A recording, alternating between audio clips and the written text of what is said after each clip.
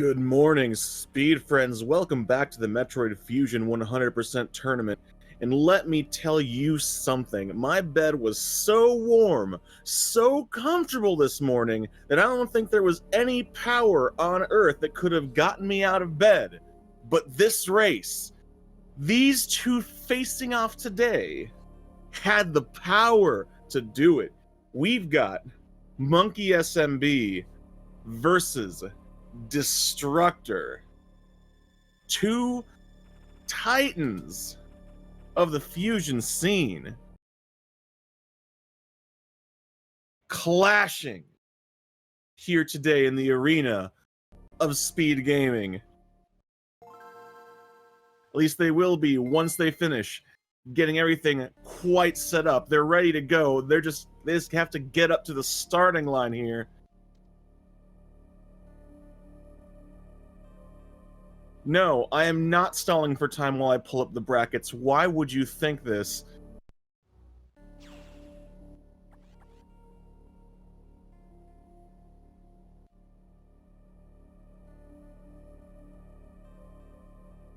Alright, here we go. This is, of course, a loser's bracket round 4 match. Both of them very strong runners, but having faced off against some real stiff competition earlier on in the tournament. And now here, surprisingly, I actually would have expected them to face off in the losers finals, but a little bit sooner than that, here they are. Winner of this match going to face off against, I don't know yet. Man, we're really behind the bracket. But I'm getting ahead of myself. Here, both of them are dealing with the start of the run, both of them giving us perfect climbs.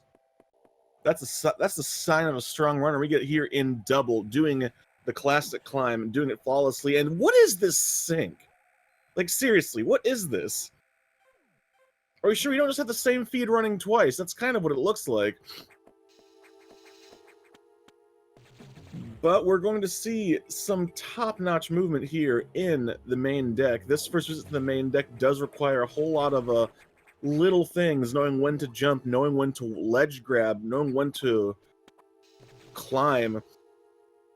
Metroid Fusion, as a lot of folks, especially those who have played this casually, can attest, is a pretty linear game. Very much about the events, talking to the computer, going from navigation room to navigation room. So there isn't too much as far as big routing differences. At least not until we get to the very late game in 100%. So right now we're just going to be seeing a whole lot of them trying to do the optimal movement through rooms.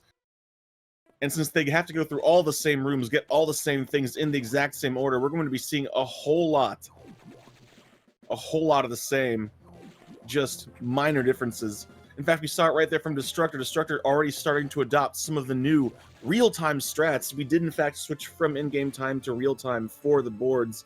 So there's been an awful lot of developments in this run in the last few months. And you're going to be seeing a lot of them from Destructor. He's been keeping on top of them, jumping through doors like that, because if the screen is not lined up, the game has to line up for you. And, well, game lines up a lot slower than you do, because it doesn't care about speed as much as you do. So if you see Destructor jumping through a door, that's what's up.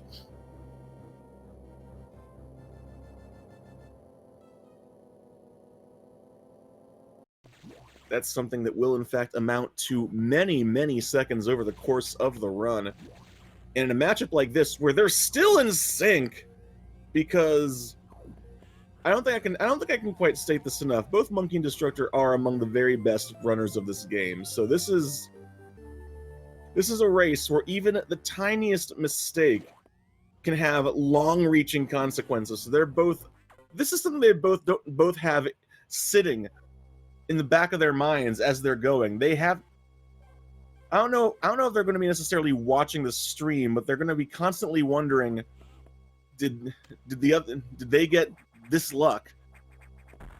How'd that boss go? Did they get first try whatever? I'm not coming up with good examples right now. Like I said, I've been out of bed for less than 10 minutes. My brain's not completely awake. I didn't even have enough time to brew coffee. Not that I'm going to need it watching this race, but oh my god, what is this sync? Oh, thankfully the game is gracious enough to give us enough missile tanks so we don't have to worry about having to do anything wacky with the first boss, Arachnus, coming up here. But it's time for the true final boss of the game, Randomness. Eye doors, both of them getting the initial view.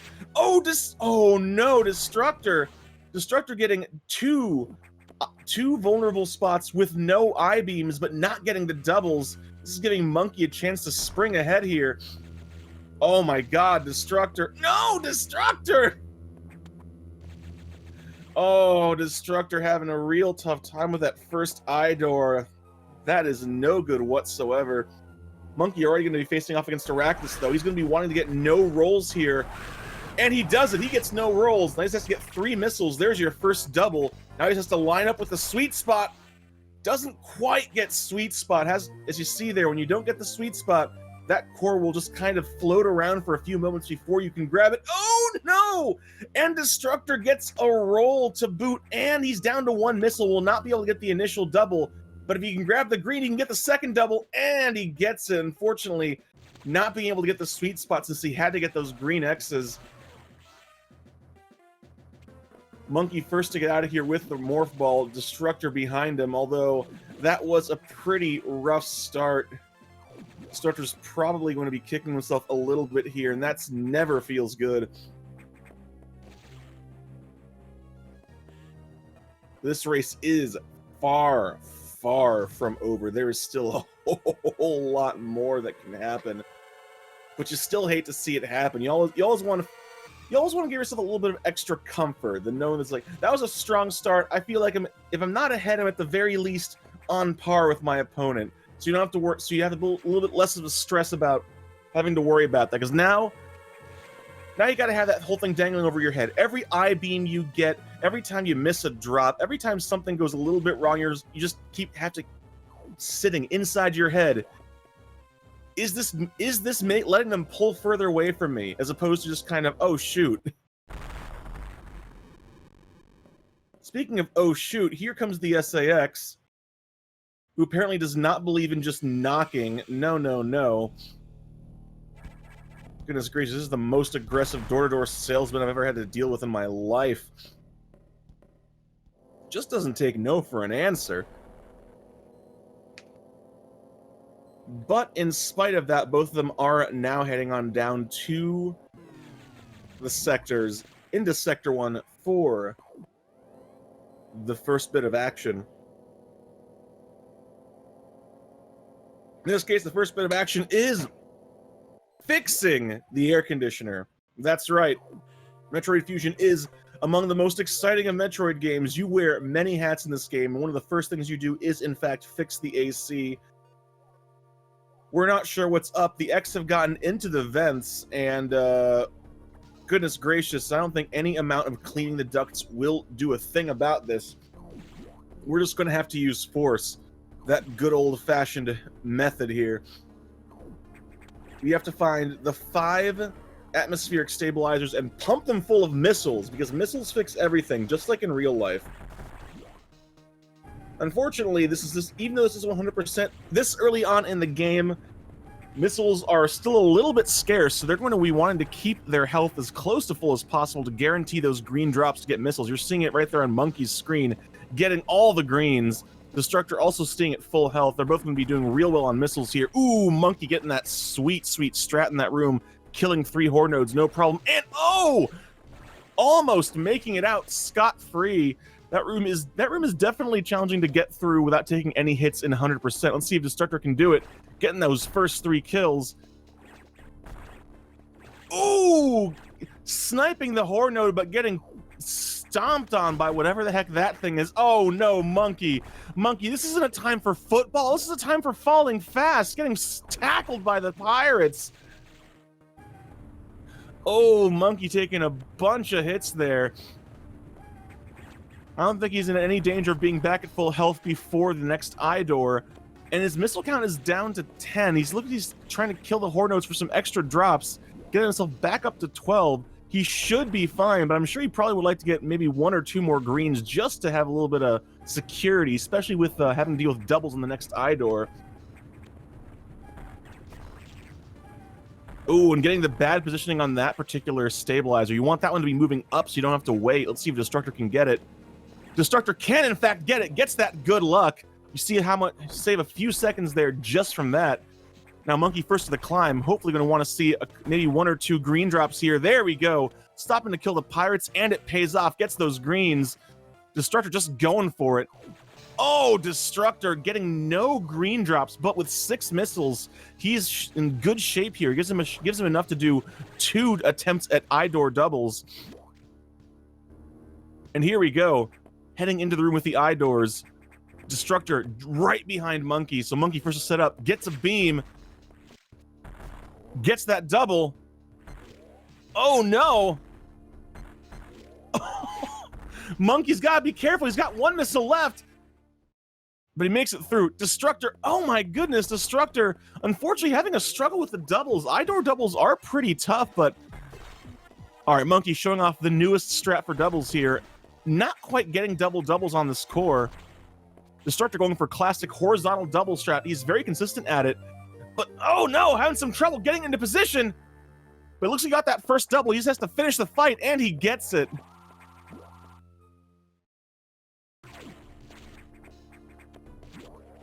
That was a little bit of a rough fight for both of them. Monkey and Destructor are both generally very consistent with the doubles on that core, but not quite getting it. Still, both of them managing to get a single double, so they ended up about breaking even there. Still maintaining a similar distance to what they had before. But now they're both armed with a charge beam, one of the most useful things they will have in this entire game. It doesn't just increase the damage that Samus has, it gives her so many more cool things she can do. Pseudo screw attack. And another little fun thing there, it turns the beam from having 1 dinky little pea shooter to having 3 pieces. That's right. It triples your fun. You have now 2 parts to your beam and 1 last thing there. Oh, Destructor showing it off right there, using the Kadoom strat. Ooh! We rarely get to see that strat for this room, but Destructor showing it off, maximizing his swag. That is, of course, only possible because of the charge beam's unique properties. It has those 2 pieces of the beam now, and also, when you fire a fully charged shot, you see a big flare near Samus's arm. That actually does do damage, so if you get right up in an enemy's face, you can hit with all 3 parts and do big, big damage, and that's extra important, especially now, early on, where Samus is still pretty weak. You'll be seeing them make full use of that moving forward, especially when they get to Sector 4 here in a little bit. Right now, both of them still staying really close together, both in the same navigation room dialogue, although Monkey's still maintaining his short lead, heading back up onto the main deck. Well, here's your question of the day. Does that little corridor that connects all the sectors count as part of the main deck, or is that just kind of the limbo deck? The Fiesta deck, or some other deck name that they use on cruise ships? You can tell I have never been on a cruise ship in my life. Sun deck? I don't know. These are things I do not understand. But what I do understand is they're heading down into Sector 2, the tropical sector, which is green and full of big trees and angry wildlife, just like a rainforest. That's right. Dun dun dun indeed, sound cue. We now know that the SAX is on the loose, peddling her unique brand of door abuse on the world. But here in Sector 2, the goal is simple. We have to get ourselves some bombs, but first we have to unlock the doors, because I guess in the future we don't have keys, we just have really awkwardly placed rooms that unlock doors. I don't know. What I do know is these red slugs, these are called Zoros, and they are no good. They like to get in the way, and even if you manage to get past them or kill them, they will do what you saw right there on Monkey's screen. They will reform and get in the way a second time. They have trained their entire lives to be as inconvenient to you as possible. Monkey getting really good luck in this room. You want that one to be moving down so it's out of your way. Let's see if Destructor gets equally good luck. Oh, Destructor gets the upward moving one, so he has to stop and shoot it. Unfortunately, a little time lost there, and he didn't have enough time to charge another shot, had to try to double missile the other Zoro, but instead just runs into it. Look how much damage the Zoros do. This is 100%, but Sector 2 is no joke. This early on, the enemies can and will ruin your entire afternoon, and by proxy, the rest of Samus's very short life. But so far, so good. Little snafu there with unintentional hugging. That's just how it be sometimes. Monkey and Destructor go fast, but they are also full of love for all of the wildlife. Sometimes can't help themselves. Just gotta stop and give hugs. I understand how it is. Although in my case, animals usually just run away. Oh, I made myself sad. Anyway, let's not talk about that. Let's talk about bombs. Oh god, I made myself even more sad. Bombs in this game make me sad. Look on Monkey's screen. Look how long they take to explode. The other thing you can't see is that they have a blast radius that is so comically small. You cannot infinite bomb jump in this game. They're pretty much here just to blow up blocks and possibly in one spot later on do a nifty little JBJ, a jump bomb jump. I'll let you know if they do it when they get to that spot. It's not the most common trick. Not very few runners do it. But hey, maybe he'll treat us today. Show us a little bit more of that delightful swag, because that's one thing that's great about 100% is that it is a category that is just full of the most delicious swag movement. Oh my god, Monkey! Monkey, stop! Monkey, please, no! This is why you're banned from at least one zoo. You can't just start hugging the animals. God! I'm going to have to give that guy a lecture next time I see him. Goodness sake. Oh, Monkey, no! The blue Zoros are extra bad. They do over 100 damage if you touch them. Thankfully for Monkey, it looks like he touched the red one first. Destructor not so lucky. Oh my gosh, he did touch the blue one. But he's also going for a fast strat here, trying to get back up where that block reforms. Can he make it? Ooh, he barely makes it. These are the little tricks that really do add up, that make the difference between a good runner and a great runner. Sector 2 is definitely a challenging sector early on. You're not going to lose a lot of time from missing your jumps or doing anything, but there's a pretty good chance you might just outright die. Because the wildlife is not here for your enjoyment, they're here for their own enjoyment. And their own enjoyment involves your sadness, which is kind of rude. But the good news is now with the charge beam, we no longer have to worry about multiple I-beams. We just have to hit that door once, as long as we get that flare hit. Both of them with the 0 beam. Nice. Unfortunately, now they've got to deal with Zazabi, who worships at the altar of randomness and making you sad. It can give you a bunch of extra jumps before it does that slow jump to let you hit it.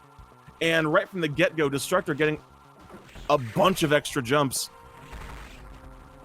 Monkey seeming to have slightly better luck, but this fight is not over. Anywhere from 3 to 11 extra jumps. That's right, that's how big of a gap it can be. Oh, Monkey getting maximum jumps on that round, but he is the first to make it to the final round. Destructor can get a really short round here. He can gain some time back. Oh my god, Destructor getting maximum jumps on his last phase as well. This is a 4-missile core. Monkey getting double doubles, finishing it off without the extra rounds, but not quite getting sweet spot. Destructor with the first double, setting up for the sweet spot, gets double double and sweet spot. What a beautiful core from Destructor. Now you see right there, the reason the doubles are so important, every time you hit that core, it flies around flashing and you can't hurt it. Any round you can skip by getting doubles saves you seconds, not fractions of a second, full on seconds. And in this run, where tricks that save frames are considered important, tricks where you save seconds are, oh, Monkey. Accidentally grabbing that ledge, unfortunately, means he cannot go for the sack skip. Destructor, last run said he was going to stop doing, he's going for it anyway. Destructor goes for it, gets the freeze, and he gets the sack skip. Very well done from Destructor there. That's a trick that in 100% is definitely easier, but you have to fall just so. If you miss your timing, if you miss that window, you can't do it. The sacks will kill you. So Monkey grabbed the ledge there, which killed his timing. He couldn't go for it anymore, but Destructor went for it, got it, saved those seconds. And I'm sure he's feeling pretty good about that. In his last race, he went for it, didn't quite get the timing, and had to jump back up as well. But this time, he's getting it. And the gap is still so close. A matter of just a few seconds. That definitely gained him some time back. Yeah, a gap of less than 10 seconds right now.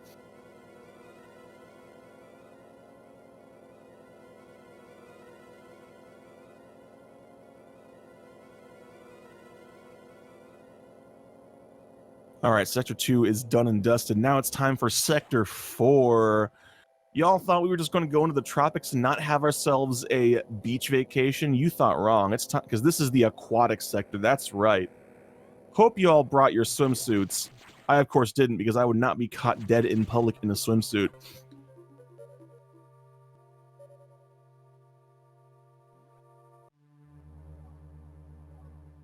Now here's where the fun begins, because in Sector 2 is the one where you don't really lose time from making movement mistakes. This is the one where you do. Dying from damage is not so dangerous here, but taking a tumble, taking an accidental fall, this is the sector where it starts really counting, because you will fall into electrified water and have to climb your way back up. That's something you never really want to have to do. So you're going to be seeing Monkey and Destructor make full use of all the stuff in Samus's arsenal. Wall jumps, climbs, pseudo screw attacks, R shots. Just getting around these crabs and these enemies in a fast way requires just very careful shooting, very clean movement. You saw right there, charge shot and missile, making use of both of them to kill enemies as you go without stopping. What a clean room from Destructor there. Monkey really close, getting hit by that last crab though. The crabs in this area are terrible. Those weird shots they use, look at them. They're not actually homing shots, but they might as well be. I swear, they always know where and when you are going to be. Destructor can breathe a little bit more easily now. Those big fish will do over 100 damage. I was a little bit nervous there. But having grabbed that E-Tank, now both of them are in real good shape here. They are, of course, on their way to fight the big wiggly boy, Saris, who brings a certain amount of randomness, screaming, and hot jams to the party. That's why we keep inviting him. Oh no, Monkey taking a big tumble into the water, and with that, Destructor has sprung into the lead.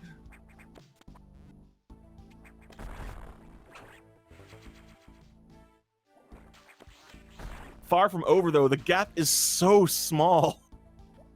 Even the next room is a major vertical climb room here, where it's very easy to fall through crumble blocks. Depending on this one goes, it could very easily turn back around. We'll see what happens here.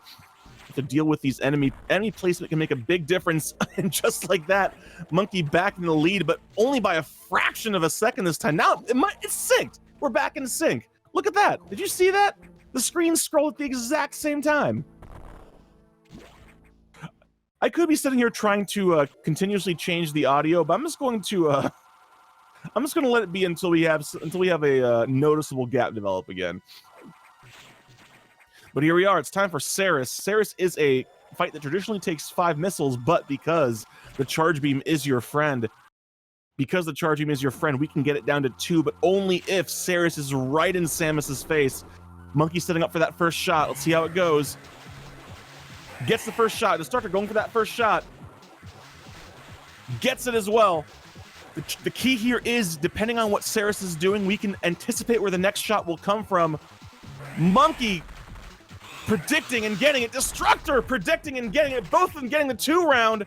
Getting the first double. This is a 5 missile core. Double doubles from Monkey. Double doubles from Destructor. Can they get sweet spot? Monkey does. Destructor does as well. 2 round double sweet spot from both Monkey and Destructor. Just playing this game as well as anyone could hope to play. Neither of them giving up even an inch. Or for those of you, or shoutouts, or as a courtesy to Destructor, who is in fact from Europe, even a centimeter.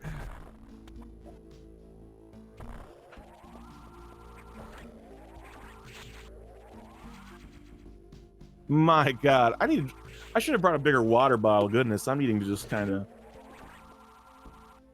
cool down constantly. This is maintaining serious levels of intensity here. Same door transition. Okay, let's see if Monkey can have better luck jumping across this gap. He had to do an extra jump extend there.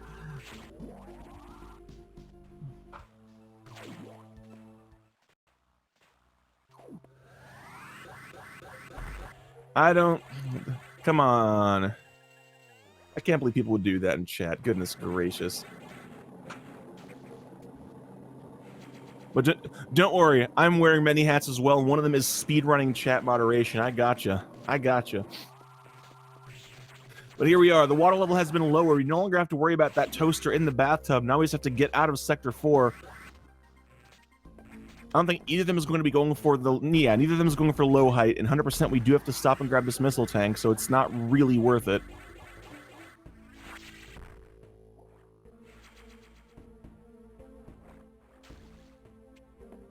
God, the littlest of hiccups can just cause a change in the lead. This is staying so tight.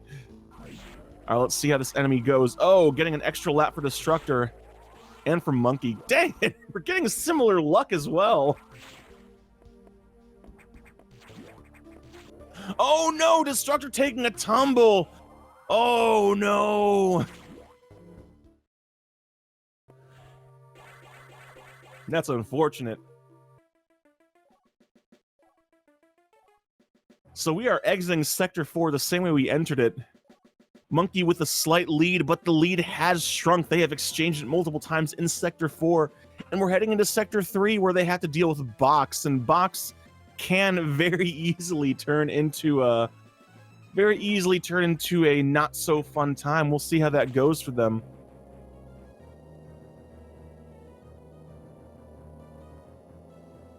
You thought I was going to say things are heating up because Sector 3 is the hot sector, but you thought wrong.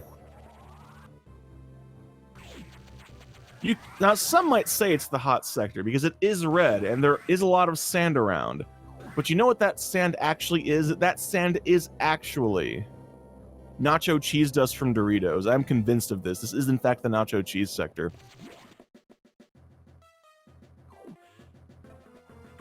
Everywhere you go, everything just has that slight tinge of lactose.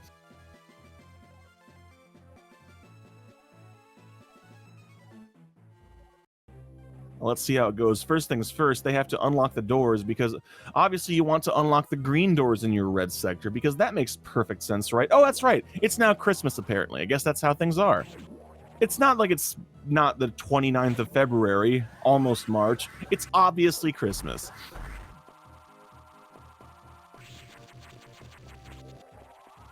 First things first, gotta make good use of this speed booster they have now. Speed booster is, of course, as it always has been, one of the coolest ways to get around and one of the most useful movement tools in pretty much the entirety of 2D Metroid. It's just so useful everywhere. And it is now even improved over Super Metroid, some would say, because you no longer take damage when you Shine Spark, and it's a lot easier to aim your directions. So we're going to be seeing them use it wherever possible, although it is not without its downsides. There are a few spots where you might say, hey, they could have totally Shine Sparked there, and they don't. Well, that's because it does have animations involved. You do have to wind it up, and then you also have to bonk and spin in place. That's something you can't really do anything about, which means that if the distance is too short, it's just not worth it.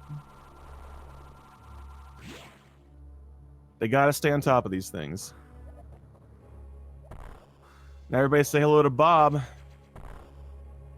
There is Bob, the one missile tank that for the longest time we thought was unskippable RTA. It is, in fact, skippable in RTA, but not easy to do. Ooh, Monkey, hugging the side hopper. What have I told you about hugging the wildlife, Monkey?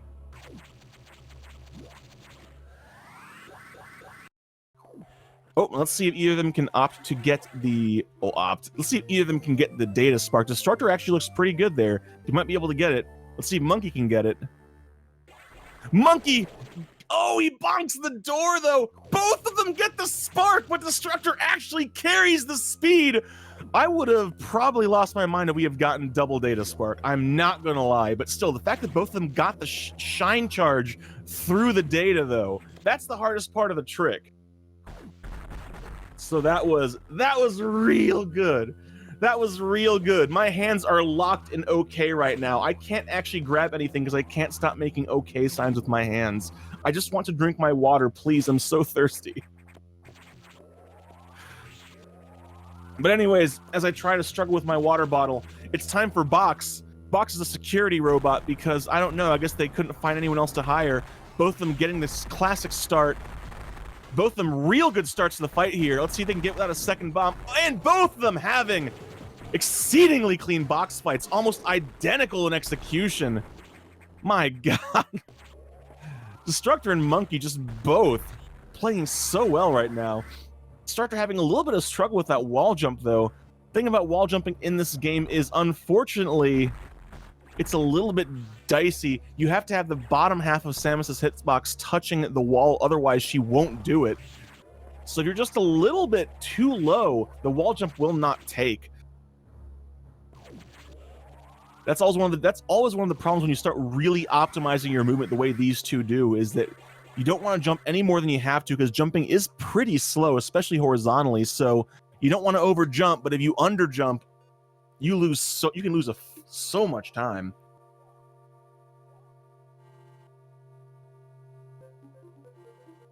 There we go. I managed to make my hands function normally again. And both of them, my God, that's less than 3 seconds apart there. Oh, Monkey accidentally grabbing that ledge. My God.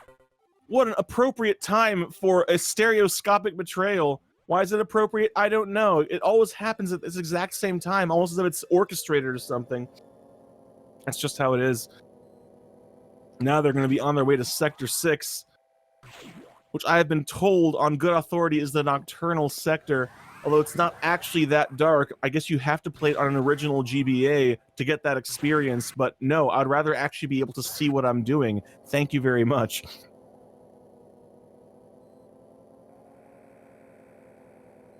Now, Sector 6 is not the most dangerous of sectors. Yeah, you gotta deal with Blue Raspberry X because, I don't know, focus groups thought that would appeal to children more, when in fact all it really does is just freeze you from the inside.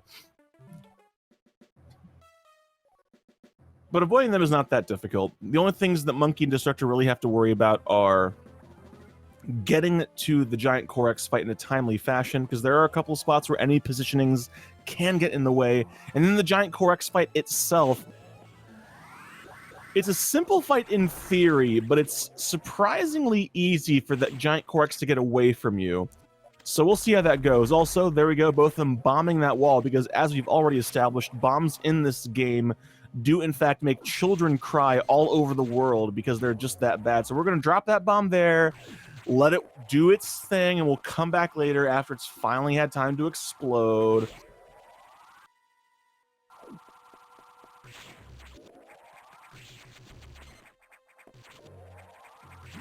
We're also coming up on one of the most fun, great, awesome items. I'm, of course, talking about the free tank. It's a free E-tank, but it's a lot more fun to just say free tank. You gotta wait for the bomb to explode anyway, so you might as well just grab an E-tank while you do it. Just like that. And you know who we haven't seen in a while? We haven't seen the sax in a while. We need a little bit more smooth jazz in our life. Here's your fun fact for the day. I have a radio station near me that has the actual call sign WSAX, and yes, it is actually a smooth jazz station. So every time I play this game, I think about that radio station.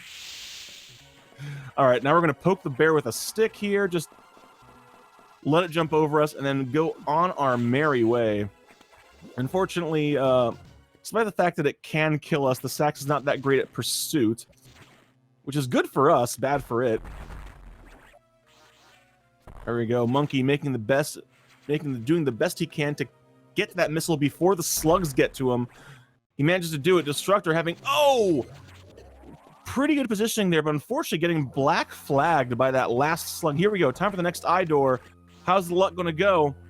A beam for Monkey, a beam for Destructor, and then one beam each.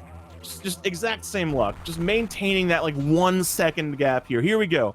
Giant Corex takes many hits, but if you can hit them with the flare, Giant Corex becomes a 4-cycle fight. So let's see how it goes for both of them. The trick is to keep it on the left, but it's real easy for it to get out of control. Destructor's kind of lost it a bit, but oh no, Monkey also losing it. Oh, Monkey managing to finish it off. Destructor now as well, going for the Destructor, getting the up-down double. This is a 6-missile core, and now with super missiles, which they both have, doubles are harder to get. And my God! Monkey having the better giant core fight, Destructor having the better core fight, and maintaining the same gap through that fight. What is this even? Oh my God. I'm having a hard time getting worked up over how ugly this suit is because of just how ridiculous the sync is staying. Just have to grab this missile tank here. Monkey having to deal with all the slugs though. That's no good. Giving Destructor a chance to pull ahead a tiny bit here.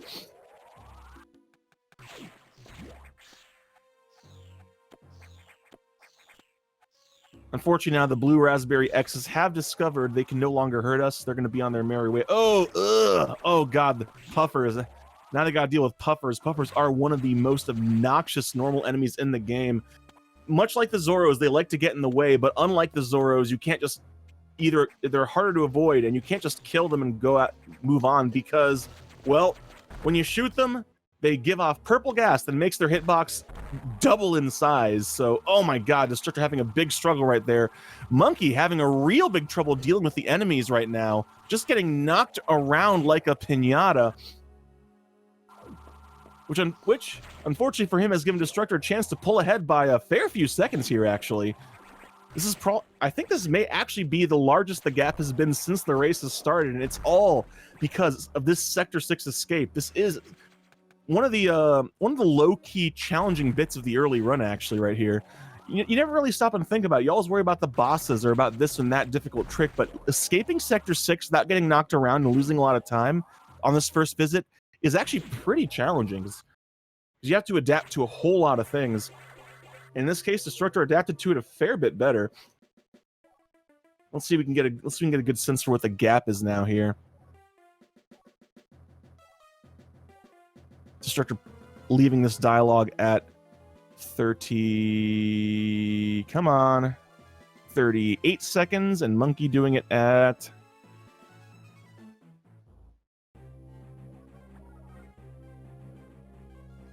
9 seconds.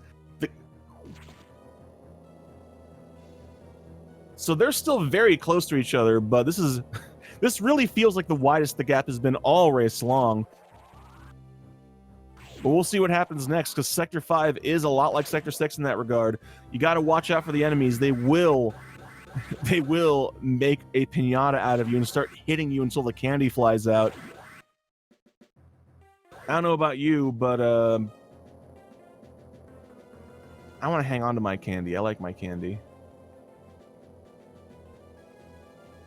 But here we go, Sector 5, the Cooler Ranch sector here. Everything's a little bit chilly. You can, in fact, come here before going to Sector 6, but you would take damage like a heated room because Samus does not like the cold. And while we're here, we're going to go ahead and downgrade our missiles, I suppose, for lack of a better term. Because super missiles were just too good. Too pure. So we're going to have to go and get ice missiles instead. But first, we're going to have to make our way through Sector 5, taking care of waivers along the way, and unlock the doors again, because that's going to be a recurring theme here. Thankfully, Charge Beam and Pseudo Screw Attack do make dealing with the waivers easier, and we do still have super missiles for a little bit longer. So good use of both the Charge Beam and super missiles will make this first part of Sector 5 easier for both of them. Destructor doing real well here, killing the waivers as he goes. Monkey also doing real well. This one, oh, that one in particular is a real bugbear. Monkey showing it off there. That's the worst positioning you can get. You can deal with it without getting hit, but it's pretty tight. Better positioning on that second go. You need to get that speed boost or you can't break through the floor. He had to go all the way back into the other room. 2 extra door transitions. That's no good.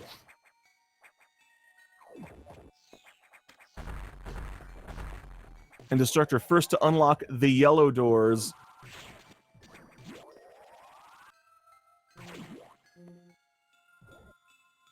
Now getting to showcase one of the fun little vertical rooms in Sector 5 here. We'll be going back through here again later.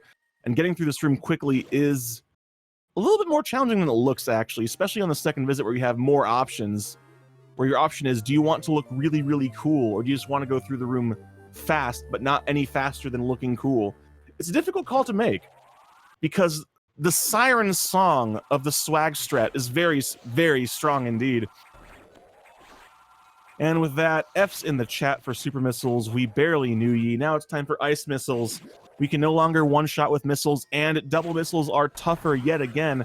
Like I mentioned it briefly during Giant Core X, every missile upgrade you get changes your missiles, not just in the damage and their properties, but also in more insidious ways.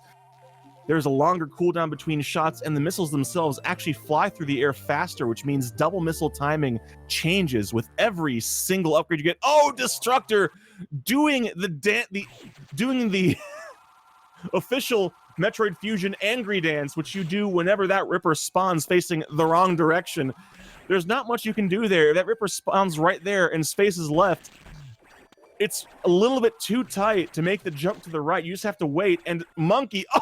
Monkey getting the other bad positioning, far right moving right. You want to be somewhere in the middle so you can at least freeze it.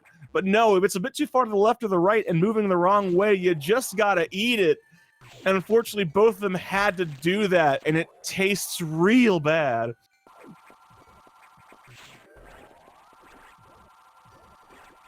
But now they're both done with Sector 5 here, thankfully. Not falling prey to Sector 5's most dangerous trick of all, the forgetting which visit you're on.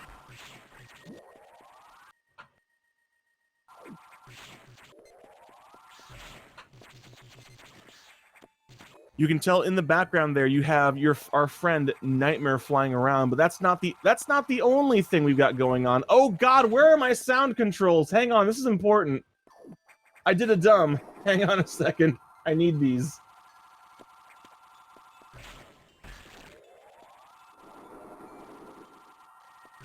This is important. We gotta be able to hear this. There we go. Because that's right, everybody. We've made it. It's time for that time-honored tradition of Metroid Fusion speedrunning. It's time for the emergency. We have a brisk 6 minutes to make it all the way to the bottom of Franker Z and fix the boiler, because in this magical space future, we undoubtedly have harnessed the power of nuclear fusion. We still have boilers for reasons I don't quite understand. But all I know is that someone has messed up the boiler and it's going to explode. And apparently in the future, boilers explode. Like, I don't know. I think I saw that on Mythbusters once. They let the pressure build up in a hot water tank and it kind of flew through the air like a rocket. So you know what? Even though I don't know why we have boilers in the future, I would 100% believe that it would cause an entire station to explode. So here we are.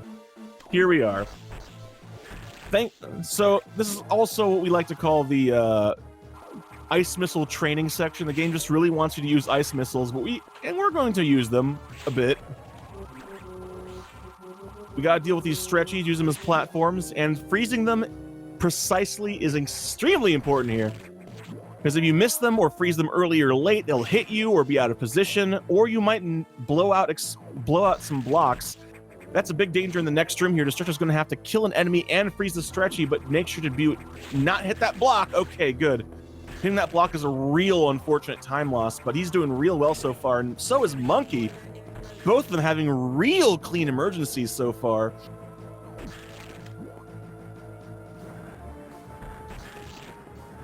The Destructor freezing that side hopper, getting to the door, getting a 448 door time. That's real good. If you can get double doubles here, Destructor's going to have a top-notch time. That looks good. Can he get this?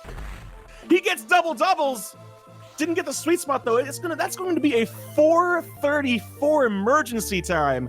That is a stellar emergency time, top-notch emergency time. Monkey, a 4:45 door time, also a very, very strong door time. Oh, not quite getting that first double by looks of it. He can get the second one. He does get the second.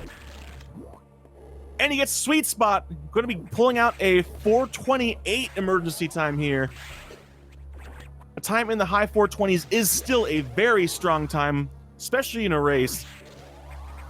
Can't really be upset about that, but dang, pulling a 4:35 in a race. Big props to Destructor for that one.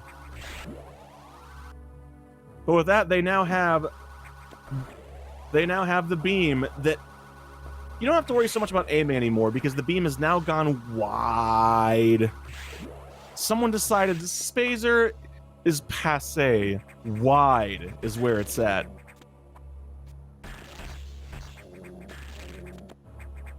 Oh no! Monkey heading to the vertical shaft. Destructor having a struggle getting up. Freezing the stretches and jumping on them is the big important part of that, but you also got to make sure to stick those wall jumps because it is a big vertical shaft. Taking a fall, there is a really long distance you can go. Thankfully catching himself, but oh! Monkey missing that first missile. He should still be able to pull out a pretty decent one here. It looks good so far.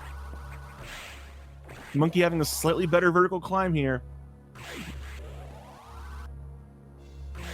So coming out of emergency, leaving Sector 3, Destructor now in the lead by still a fair few seconds, but Monkey not giving up, still playing extremely well, nailing his movement, fighting back to parity.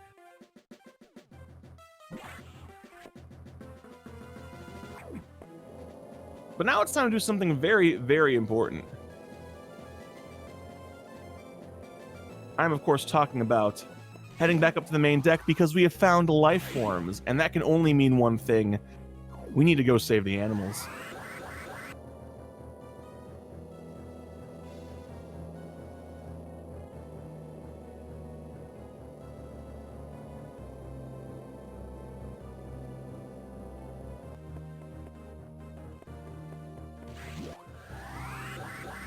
So now that we're back on the main deck, the movement is still pretty similar. A lot of the going through the same spaces as before. The difference now is we have high jumps, so the actual route, the actual sequence of jumps we take to do it is a little bit differently.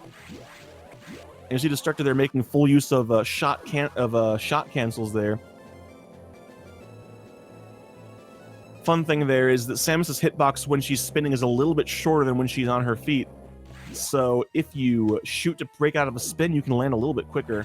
Destructor going for what we call the impossible strat. Unfortunately, freezing that stretchy before he can get through it. So not quite getting impossible strat. I believe Monkey also goes for impossible strat, so we'll see how that goes for him. Oh no! Destructor going for the shine break, but didn't get the crouch. Monkey going for impossible strat, getting impossible strat. That is such a cool strat. Alright, Destructor first to make it to the animals. Unfortunately, I just saw all three Edakuns run past, and Monkey does get the shine break. So between getting impossible strat and the shine break, Monkey going to be gaining himself a few seconds back here. Especially if the animals will cooperate a little bit more. Maybe not. Not much you can do there. The animals do what the animals do, and that's why we love them. At least that's why I love them.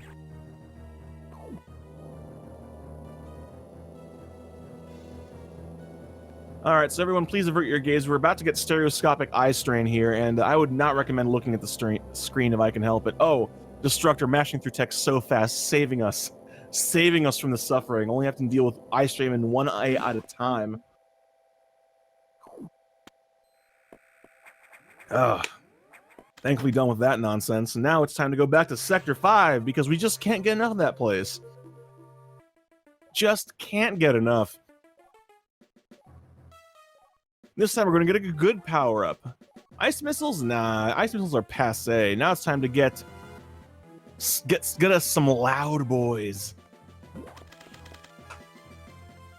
Because you know how much I railed on the bombs earlier? Well, someone took notice and said, you know what? You don't like our bombs? Fine. We'll give you better bombs. Are you happy now? Yes. Yes, I am, Strawman developer. Thanks for asking. We're going to go get ourselves some power bombs. They are big. They are whooshingly loud for some reason, and they also double as the X-ray scope if you're playing the game casually, which is pretty convenient. I think the game really wants you to use them a lot to explore, because the game will, by the time we're done here, we will have 74 of the suckers. And aside from trying to scan every room, I say, you can't see it, but I'm making air quotes every time I say scan. What on earth are you going to do with 74 power bombs? I mean, are you gonna put them in trick-or-treater candy baskets? Are you gonna hand them out as party favors? Are you gonna just like go to your favorite entertainment venue and make it rain power bombs? I don't know. All I do know is Destructor showed off this fun little shine spark right here, which I'm a big fan of, even though it doesn't really save time. But it looks cool. And sometimes you gotta be willing to sacrifice a fraction of a second to look cool.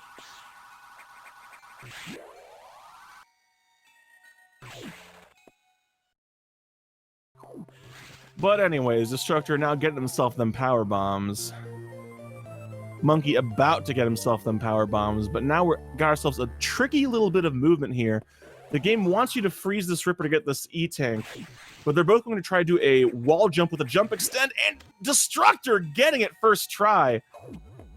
That one's a tricky one, not just because it's a tight jump, but if you miss it, you fall. And falling, not fun. And Monkey having to do some extra jump extends, but getting it. Both of them nailing that wall jump. And now we celebrate by having some fun with the sacks. Uh-oh. Destructor getting a little bit stuck there, but still making it. Nope. Ooh! That tight jump! I thought he was going to get hit for sure. And thankfully, having the height to break the ceiling here, you gotta drop that power bomb high enough or you're not going to make it. And getting the good Ripper placement. The good stuff. I guess the game felt bad about last time, so I gave him the good positioning. Let's see if Monkey can also get some good positioning here. Monkey hitting that top Ripper without even trying. That was completely calculated. And now Destructor moving up through this vertical room a second time. Not going for Kadoom strats, which is fine. It's not actually faster than the strat that we see Destructor use here. Monkey also going for classic strats. That's okay. Maybe next time. And now, hey, y'all like puzzles, right? Good, because we're about to do a puzzle room. There are crumble blocks. You gotta freeze the Ripper, use it as a platform. That's a little bit far to the right, but Destructor knows what he's doing better than I do. I would have been pretty uncomfy with that Ripper as far right as it is. But that's why Destructor is a faster runner of this game than I am. Monkey, unfortunately, having a little bit of a struggle with that power bomb, having to drop a second one, but graciously dropping a power bomb so that we can see the crumble blocks. Thank you, Monkey. Both of them making it through the puzzle room on the first try. And that's really what matters at the end of the day. You do not want to drop those crumble blocks and have to reset the room. That is a very, very costly mistake.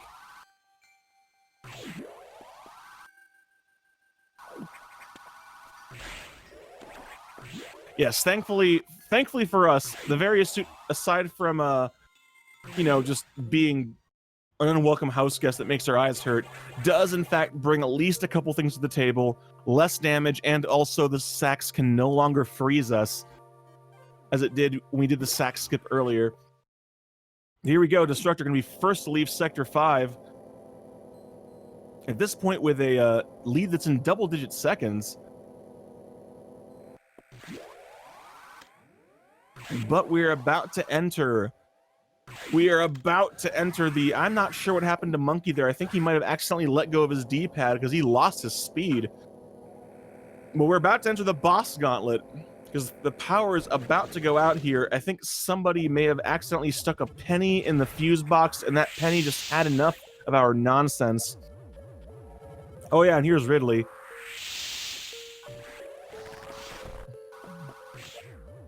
That's just how it be sometimes.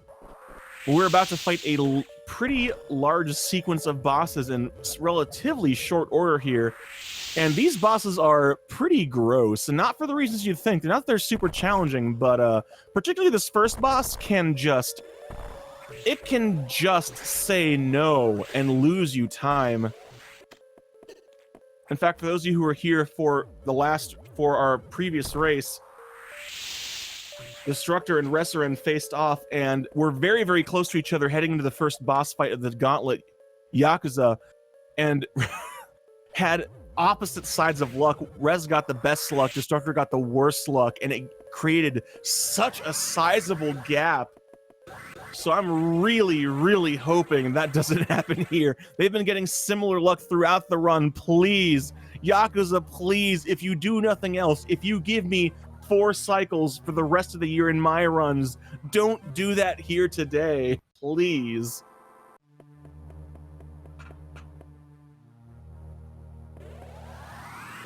But first thing is first, you have to stop and say hello to the animals because Dad found them. We'd hid them in the back seat of the car, and he knows, we know, we live in an apartment that has a no pets policy. But you know what? You know what? Sometimes you gotta stick it to the landlord and tell them, no, I refuse. We are going to have pets, and what are you going to do about it? I have a gun for an arm. I'm gonna be honest. Having a gun for an arm would fix a lot of arguments. I'm just gonna stop and grab this here missile tank. And Destructor is moments away from getting to the eye door. Let's talk about Yakuza. Yakuza is a bit annoying. 2-phase fight. First phase, we can get through it pretty quickly because we can hit it before it appears on screen, but then it's going to start moving around the room. We have to wait for it to open its mouth, and it can move around the room a bunch of extra times. Hopefully not. We'll see what happens. So Destructor, here we go. Gets grabbed to force the cycle to end faster. Open up! Oh no! Come on! Oh no! Don't do this! Don't you dare do this! Ah! Yakuza! Yakuza, I hate you! Yakuza giving Destructor the 4 cycle again, and giving Monkey what looked like a 2 cycle, maybe a 3 cycle. I was too busy being upset about the 4 cycle.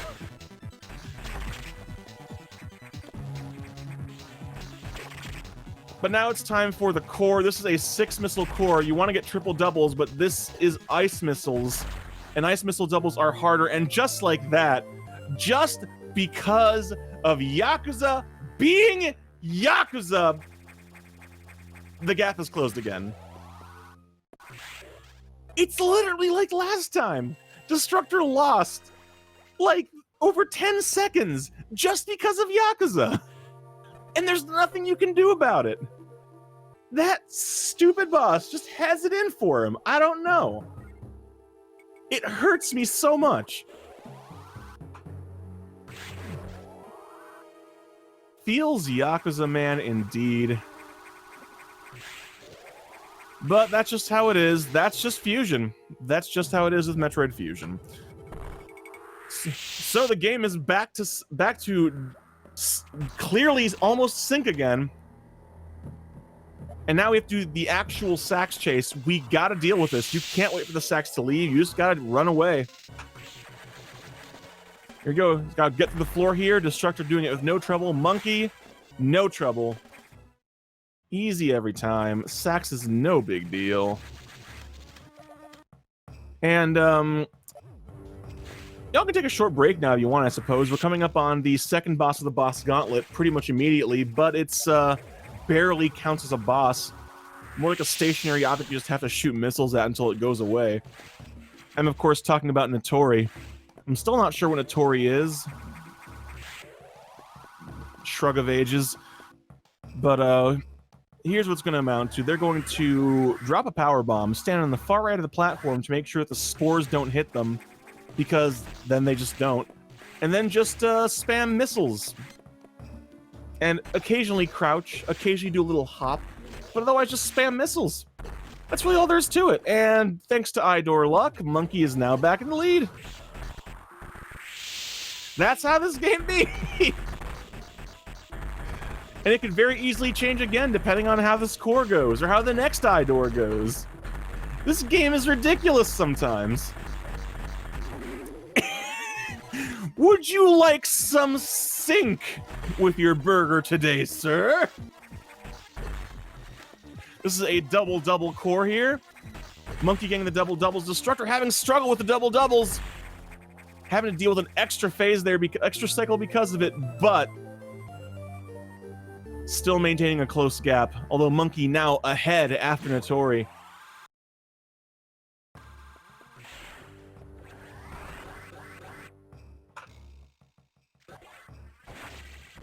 And Monkey doing that a fun little trick there. If you shine spark as quickly as possible, that enemy will knock you out of the animation, saving you some frames. And I know Sync Burger sounds gross, but I want to give a shout out to a restaurant chain that started here in my hometown. That the description of a burger they had was everything but the kitchen sink, and they weren't joking. That burger was big. Delicious and big. But now done with this visit to Sector 2 here, just have to stop and grab this missile tank over here. And then both of them going to be on their way off to Sector 5. Because the time has come to finally deal with the nightmare. That's right. That enemy that's been flying around in the background in the big room, well, it's decided to come out and play. Now it's time to shine. But that also means we're going to have some fun stuff with the speed booster coming up. Oh, yes, we are.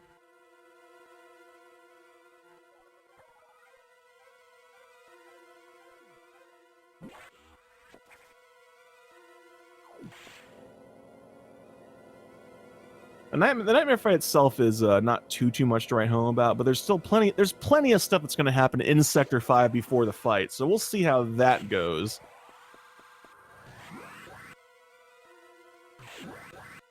Unfortunately, Sector 5 has decided that imitation is the sincerest form of flattery, and decides that rather than being the ice sector, it wants to be Sector 4 Part 2 Melted Ice Boogaloo. Appropriately enough, I discovered the other day that the term for taking the whole electric boogaloo thing and applying it to something else is called a snow clone, which is appropriate considering this is Sector 5, the cold sector. Ooh boy, goodness gracious!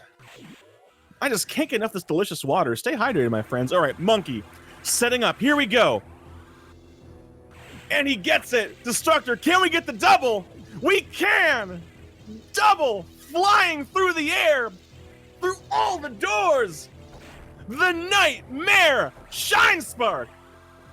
That is the single longest Shine Spark in the entire run.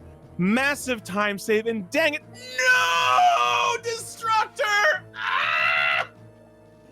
Oh no! Oh, he's going for the backup. He's going for the... My God, Destructor! Oh my God! I have never seen that backup used! Oh! The backup for missing that is to come back with Gravity Suit, but Destructor just said no! He said no!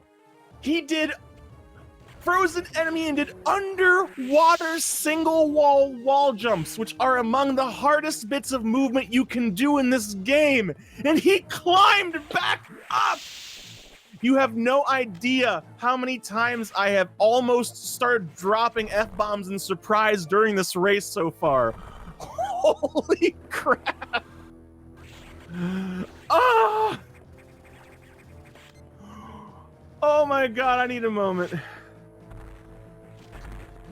Needless to say, that's unfortunately cost Destructor a fair few seconds, but he has saved himself so much time by doing it that way instead of having to come back with Gravity Suit. What a salvage that was. But now it's time for Nightmare. This is a 3-phase fight. No, I swear it is. I promise. That was the first phase, though. You missed it. And second phase is over. The first 2 phases are pretty short, but the third phase is where the fun begins. Because here's what happens. He comes at you real slow, and then starts flying around the room. Nightmare's chasing either you or an invisible dot. It's not always easy to tell which, but what you gotta do is you gotta get him to appear on screen full body, and wow! I've never quite seen that particular setup for it, but Monkey got him in position real quick, and Destructor similarly getting it into phase 3 real fast here, while Monkey setting up for triple doubles on the core. Can he get them? Nope, looks like he missed that first one, but he can still get the sweet spot, and he does. Meanwhile, Destructor getting the positioning no problem. Should finish off Nightmare here momentarily. Both of them showing off textbook Nightmare fights. And can Destructor gain time back on the double? He gets the first double. Gets the second double. Can he save seconds on the triple double? He can!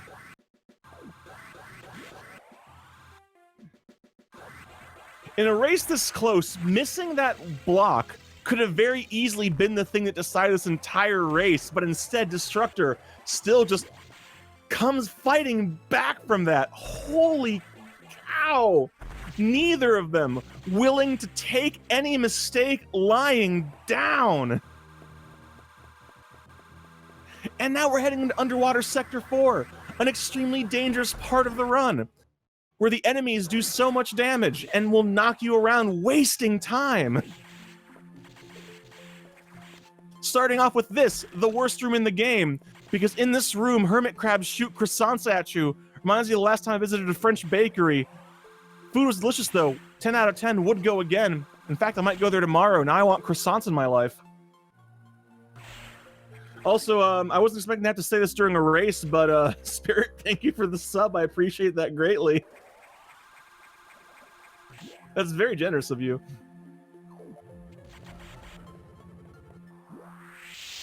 But Underwater Sector 4, like I said, though, is very, very dangerous. Even with Gravity Suit, which reduces damage, all the enemies hurt so much, and they are everywhere. It is so easy to just get knocked around and lose time. And you cannot stop moving. And the big fish are back, and they're back in force. They do so much damage. Even with gravity, they do almost 100. But with that, Monkey at the red security door, well, red security room, unlocking the last set of doors. Destructor one room away from it now.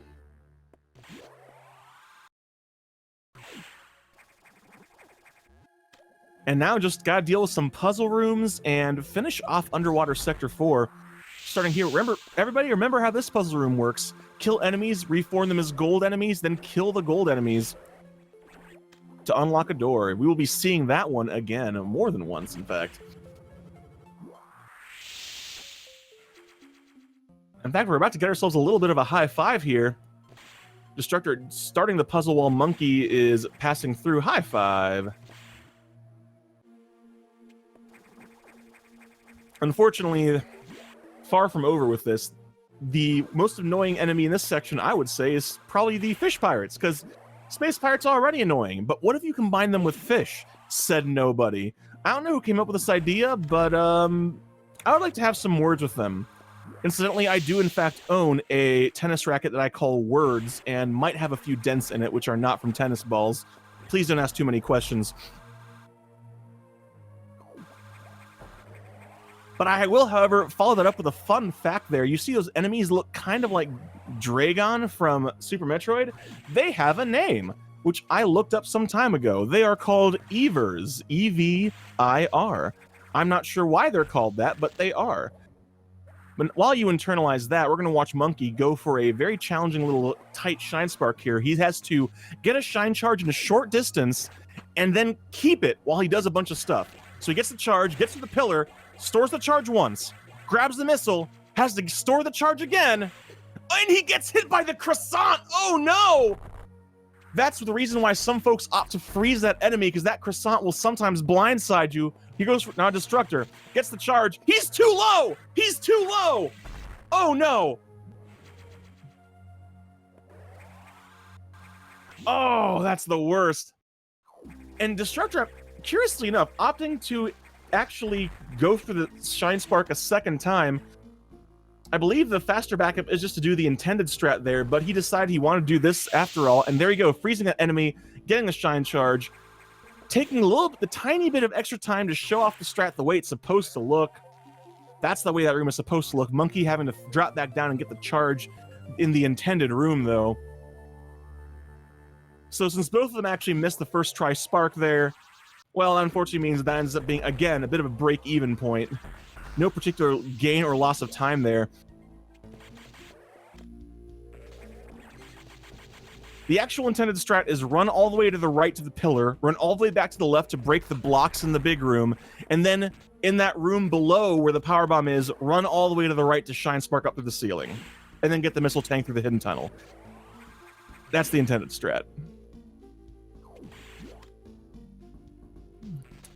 But with that, both of them now have diffusion missiles, the final missile upgrade.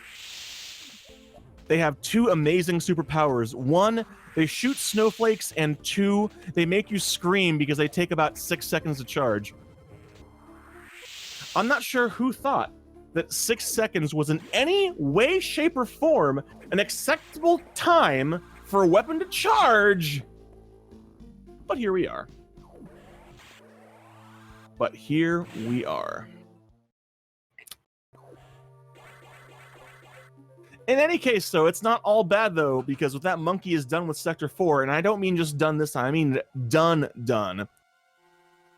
Destructor about to be done as well. We are actually done with cleanup in Sector 4. There are no more items left in Sector 4. And I don't know what's going on, but someone is blowing up my phone right now. Good thing I have it on mute, because I'm a professional. Professional what? I'll leave that up to you to decide, because I don't know. But let's go back to Sector 6 now, which is a sector I have a big fondness for because it's purple, and I like purple. And this time, we're here on specific business. Because y'all remember Box, that security robot that's very bad at its job? Well, guess what? Not only it somehow managed to be so bad at its job that it underflowed and became the best at its job and achieved corporate sponsorship from Microsoft that is now the Xbox. Which apparently means it can electrify water and shoot missiles now. I don't pretend to understand how these things work, but just take my word for it and it does, okay? Please, just... And hey, remember that wall we bombed earlier? Well, we're going to get that E-tank now. That's just how it be. But before we can go deal with Xbox, we have to go try to break into the forbidden area. The restricted area. The... Mom and Dad said you're not allowed to go into this room area. Thankfully, now that we're armed with power bombs, we can break through the wall that was standing in our way, and that's all right. Unfortunately for us, and I'm not sure what Monkey was trying to do there with that diffusion missile, but thankfully the snowflakes do freeze puffers, so... Okay, apparently I did not put my phone on silent. It's ringing anyway, that's alright. Thankfully, even though I missed it, this very polite voice is reminding me that there is in fact no entry without authorization. Well, we can't worry about that for long because it's time for Box! Here comes Xbox. So like I said, water is electrified, and now Xbox can jump high enough to knock you off the ceiling. So Monkey's got to shoot these missiles and move. The positioning is very precise. and you don't actually have a visual cue. You kind of got to do it by feel. But Monkey has got the feel, and he gets a very, very good fight here. Now, Destructor goes for the saucy strat of actually just pseudo-screw attacking into its hitbox to get early hits and not have to wait for it to come to you. You can pull this off. He can gain some seconds back on the fight. And he gets it! Spectacular fight from Destructor, and Monkey, unfortunately, not getting any doubles on the core. We're 3 tournaments later, and he still has not delivered on his promise to me to get wave core doubles. I'm waiting, Monkey. I'm waiting. One of these days, you better do it. And Destructor finishing off Xbox as well. Both of them finishing off Xbox very cleanly. Destructor using the slightly faster strat here. Again, not letting... Neither of these runners are letting... I genuinely do not know if they're aware of their position relative to each other, but if they do, they are not letting anything stand in their way. They're just fighting for every second, every frame, because they know what's at stake and they know who they're up against. Unfortunately, we also know that there's a reason we don't invite Sax to parties, because there are no fireworks allowed here, but she always brings fireworks. 60 seconds till the fun police arrive. We better get out of here. There's a lot to unpack here. You better just jettison the whole sector.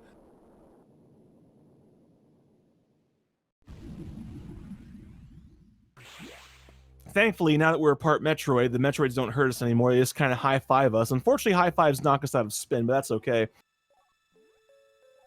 And here we go. Now it's time for the lecture. Dad's very disappointed in us. You told me you were going to school to meet some friends to study for your upcoming history test. God, Dad.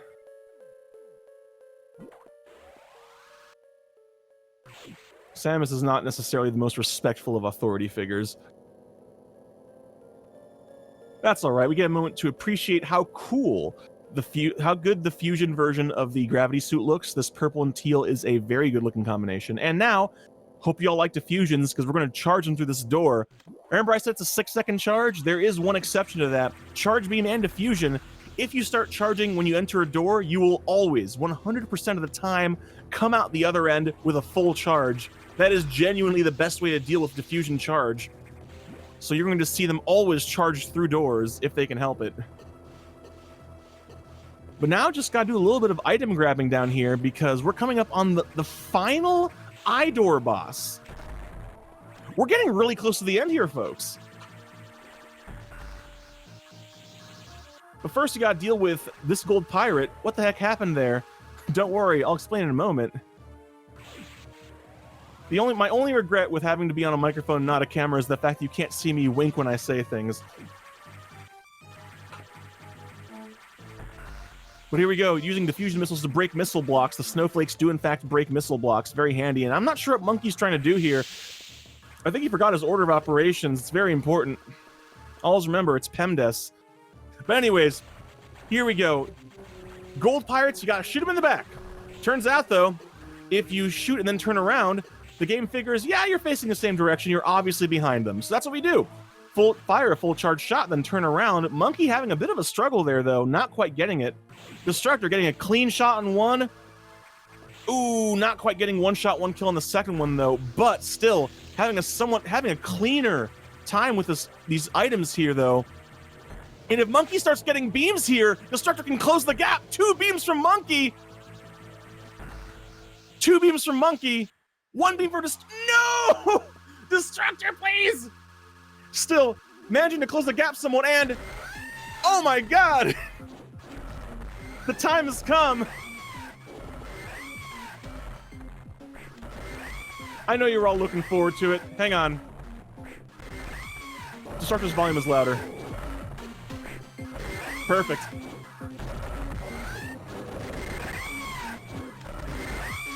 And diffusion doubles are the hardest doubles in the game. I don't think Monkey's gotten one yet. Oh, he misses completely there. And Destructor's getting pogo. Ew, gross. If Destructor can get doubles here, he can gain some time back. Doesn't get the top down double, goes for a second double. A little bit too late on that shot.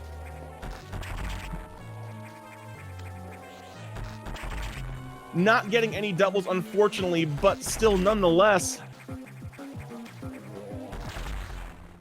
Both of them taking care of Ridley.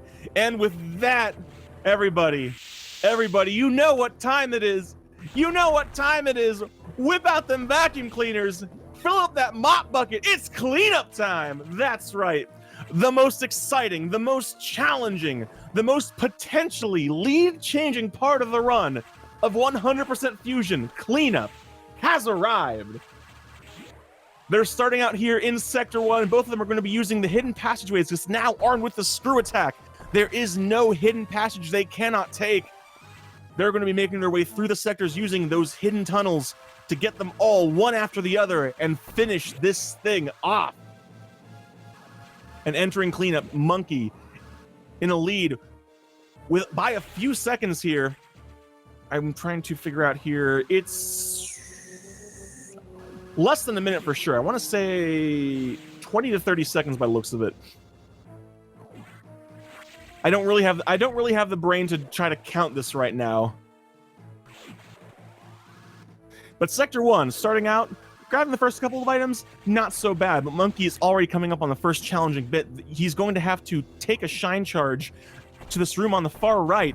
He might try and save himself a couple of transitions. We'll see how that goes. It looks like he is, but that's a little bit too far to the right, I think. Is that enough to get the charge? Barely! Barely getting the charge, but still screw attacking that enemy, getting the power bomb. Very, very nice. Now let's see if he can save those transitions on the way back as well. It looks like he's trying to. It looks good. He just has to make sure he crouches in time. He gets it! Flawless execution from Monkey there. Destructor opting to not even try it, just going to go play it safe, make sure he gets the charge no matter what. And he does, gets the charge, gets that powerbomb tank. I think he might try to get that, save himself the transitions on the way back. The problem is if you crouch too soon, you have to run all the way back, and that's a much costlier thing. Let's see how it goes here, and oh no, that was what I was worried about. Destructor unfortunately crouching a little bit too soon, now having to run all the way over here and get the charge the long way. But he gets it. Unfortunately, losing precious seconds in the process, especially with Monkey just nailing the short charges there. So it's a bit over 20 seconds, a gap of a bit over 20 seconds. But we're only getting started with cleanup here, my friends. We're only getting started. This is just Sector 1, far from the most challenging sector. Let's see if Monkey decides to go. Monkey's coming up on a room here where he could, if he wants to, go for a space boost with an R shot, which is very, very swag. But he might just opt to go for a Shine Spark, which is safer. We'll see what happens here. Yeah, he's playing it safe, going for the Shine Spark. I suspect it's one of those things where, especially in this race, knowing this matchup, if it's a big time save, you go for it. But if it's a minor time save and you know where you stand, sometimes you take the consistency. That's a call that they each have to make for themselves. Genuinely not sure how they're going to opt to do it. Because Destructor traditionally always just plays as fast as he can, but we did also see him go for not trying to get the extra transition save on that first powerbomb tank. So I don't know. We'll just have to see what they opt to do here. But all I do know is that Monkey is the first to finish Sector 1. He's already heading off into Sector 3. So we'll see how that goes. Destructor has to get that one last powerbomb tank. Now Monkey has to do some space boosts here. He's got to be careful. If he goes too low, too high, he will in fact lose his speed and have to run all the way back. No problem. Drops the powerbomb, gets the E-tank. Powerbomb explodes during the text box on his way. Now, there has been a routing change in the bottom of Sector 3. Now that we're on RTA, it is faster to clean up the left side of the bottom first and then go right, so you don't have to go all the way back down. I think Destructor still does classic cleanup there, but I don't know if... I think Monkey probably might not. Actually, then again, Destructor might have learned a new cleanup. I don't know. Monkey, meanwhile, tries to go for tries to drop a bomb there so he can save himself a little bit of time. You cannot grab a ledge and climb up while there's a powerbomb exploding. So you try to use that bomb, but didn't quite get the timing. Bombs are the worst in this game. Absolute worst. All right, Monkey. Oh, Monkey is going for classic cleanup. He's not doing left side cleanup first. A curious move. Monkey just going for what he knows, I suppose. There are a couple of differences if you decide to go for left side cleanup first. You don't want to do them if you don't want to do them if you're not sure. I speak from experience in this. It is very easy to accidentally miss items.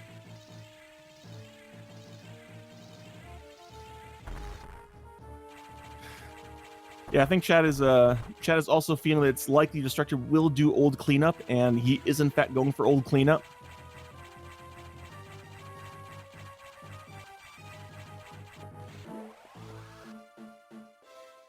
So yeah, now if this had been new cleanup, you would just stay at the top of that big vertical shaft and go left. But now instead they're going to be going back and doing left side cleanup, so which means they have to clean up that stretchy shaft again. But on the plus side, this also means we get to see a very cool diagonal shot into Space Boost right here. Monkey just carrying that Space Boost all the way left.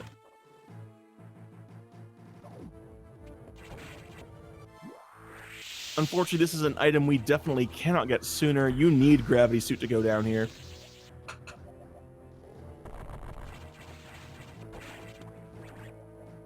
And Monkey, with that, just has a few more things to grab on his way out of Sector 3, while Destructor is going for that shot and jump. Here we go! Oh no! Destructor bonked on the wall! Didn't get the jump in time. He's going to have to run across this room normally. However, he doesn't get a chance to high-five then instead of body slam the hand. That's not how you high-five. I don't care what anybody says. Oh, and he tried to go for the downward diffusion missile. Unfortunately, it just takes too long to charge. Oh, goodness. Monkey just having a real cleanup so far. Just hitting all his tricks. Hasn't made any major movement mistakes that I've been able to see so far. But Destructor just been having trouble. I imagine he's probably not feeling real good right now, but he's still keeping it up. Just gotta keep it cool. Just gotta keep it going. Oh, Monkey almost forgetting the power bomb. He had to turn back around and get it. In case anybody is wondering, we do in fact have provisions in place for accidentally missed items. If you accidentally miss an item, you lose 5 minutes for each item missed. So in a race this close, missing an item would be a GG. So you definitely do not want to miss an item. All right, Monkey making real good use of ice missiles to freeze the pancakes as he goes. Gonna go through this door, grab this item, but wait, there's more. Power bombs. Both of them in Sector 5, but Monkey just about done. Just has to grab a couple more missile tanks and he's out of here. While Destructor still has to go through all those rooms.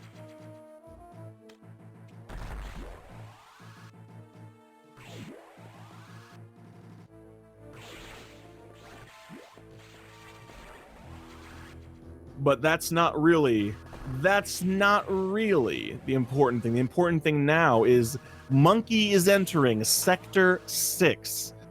And Sector 6 cleanup is the make or break. Sector 6 cleanup is the hardest sector in cleanup, unquestionably. The fast strats are very challenging. We're going to see Monkey here. Oh, he's going for the newer high Shine Spark strat. A little bit slower than space boosting, but you definitely don't have to worry about crashing into anything along the way. I suspect that since we saw Monkey in chat earlier, he might know he's in the lead right now. Because that strat is unquestionably slower than the space boost, but it's also more consistent. So he might be opting to... Looks like he's opting to go for the strats that lose him the least amount of time with gaining him the most chance of not making mistakes. Which is very smart play. Destructor, meanwhile, I'll be curious to see what he did. I expect he's going to go for the space boost here, which is, oh god, he didn't get the R shot. This is the problem with the space boost. The space boost is quicker, but there are so many places it can go wrong. Now he has to basically do really low. Now he has to basically get between the blocks, and he gets it. But at any point in time, if he touches the ground or hits a wall, he has to go all the way back. That's a space boost that is very costly to miss. Just one of many reasons why Sector 6 is the most dangerous part of cleanup.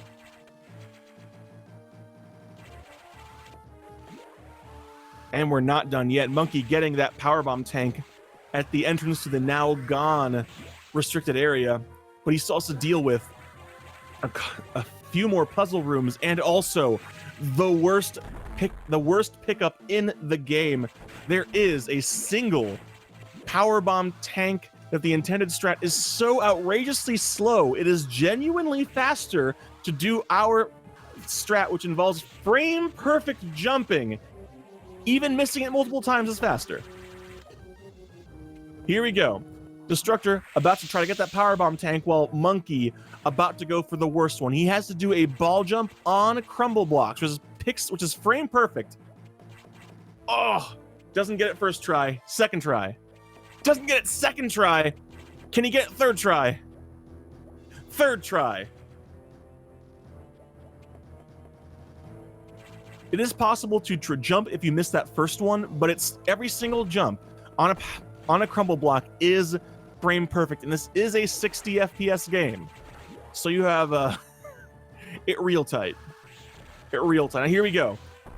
Monkey going to be setting up for this next puzzle room. I expect, let's see if he goes for he's going for the space boost. He's got carried all the way through this room.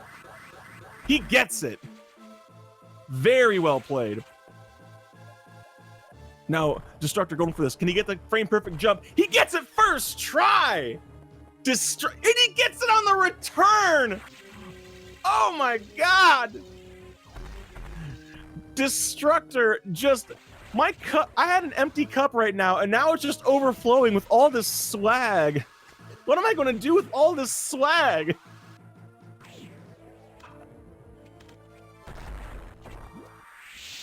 But I didn't even have time to talk about, oh no, Destructor going for space boost, unfortunately landing.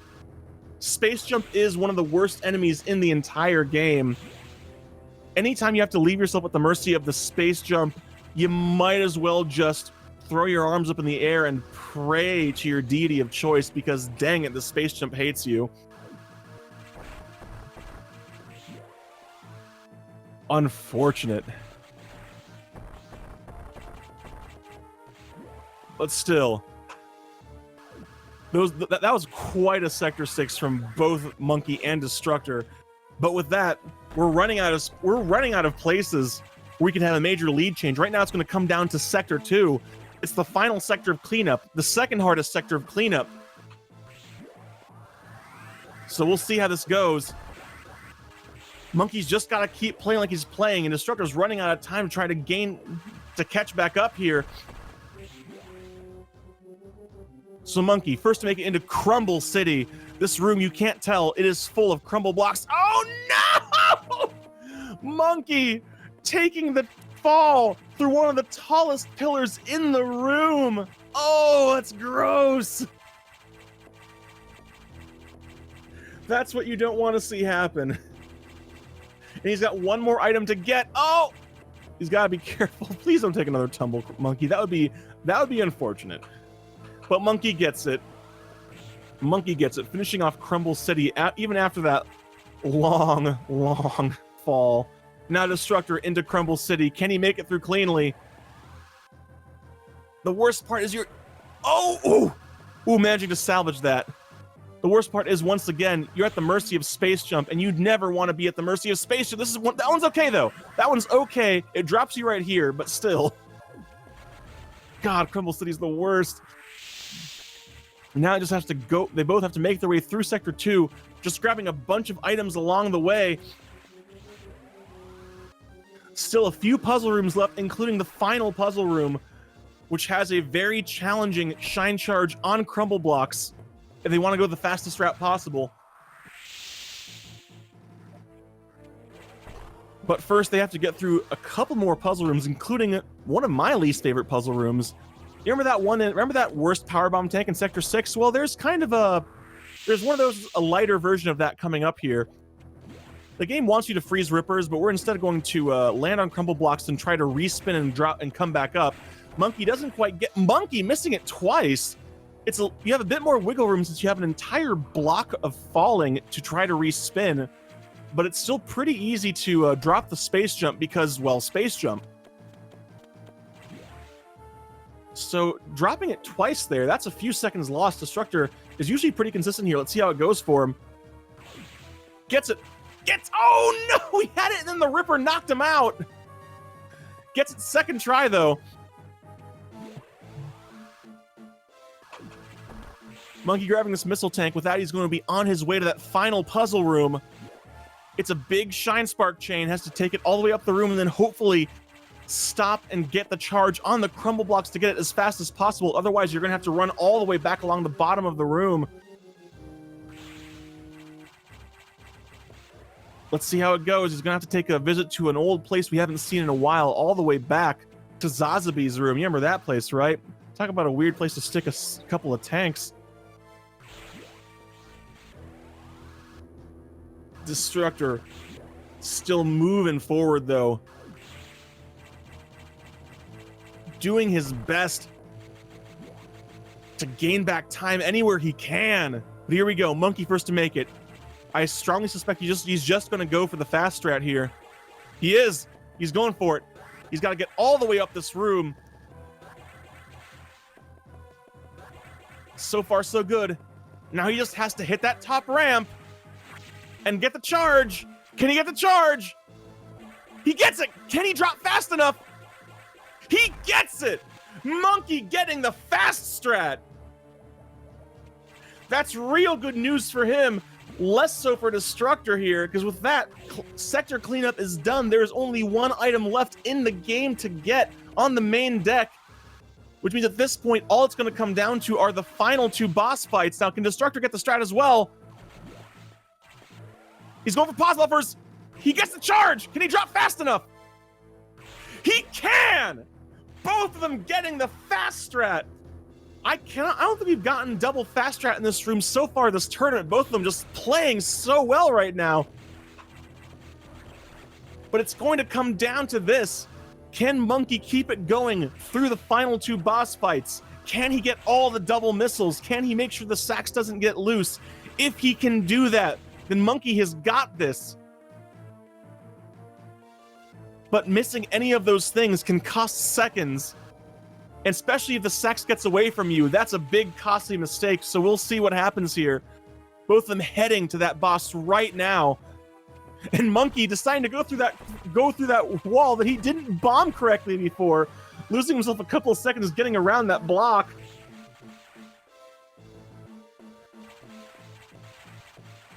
Heading on up to this room right here. This is the final powerbomb tank. Unfortunately for us, we're not really going to know if they have everything until the very, very end when you grab the final X. At that point, we will know just by the numbers you see at the top of the screen if they have everything. And here we go, Monkey heading off to Resident Sleeper Town. Gonna have to, unfortunately, Dad is so disappointed in us right now that he's gonna give us the long lecture with slides. I don't know when he had time to set up this projector, but he did. So everybody, just go ahead and have yourself a little snooze. Don't worry, I'll wake you up when it's all over. Meanwhile, Destructor getting that last tank as well, making sure to jump through his doors, save those frames on the transitions, and about to enter the Resident Sleeper dialogue himself here in just a moment. And there we go. Both of them in the final major dialogue. Text smashing is such a big deal here. Destructor's text smashing is excellent, but Monkey has been playing on Japanese for a long time as well, so I don't expect he's going to lose any time to Destructor on text smashing, because we have seen several seconds be gained or lost just by virtue of text.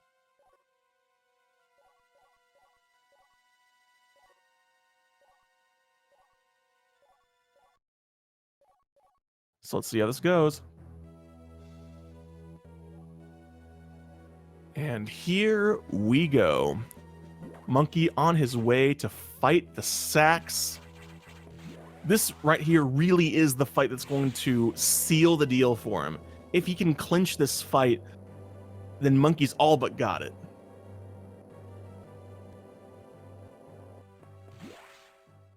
Here we go. He's got to keep the Sax frozen to maximize his damage.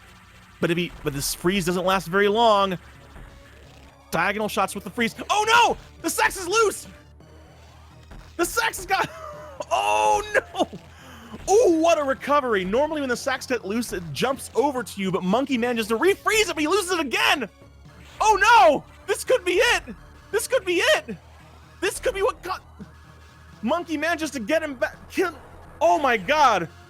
Monkey manages to regain him and finish off phase 1, but now phase 2 is going to be a little bit longer. Doesn't get the 2-shot. Oh my god! This could be it if Destructor gets it clean! This could be extremely close. Destructor gets the 4-shot! He gets the cleanest first round possible! Monkey's gotta get his doubles! Monkey's gotta get his doubles! Destructor gets the 2-shot round 2! Destructor having a super clean fight! Monkey does not get triple doubles. But he finishes the fight! Destructor misses his first double! Oh no! Destructor is also missing his doubles! Oh no! Oh my god! Oh my god! That was tense as hell! But Monkey still manages to come out of that fight ahead, Destructor gaining back a not insignificant number of seconds, but unfortunately, it looks like it's not going to be enough.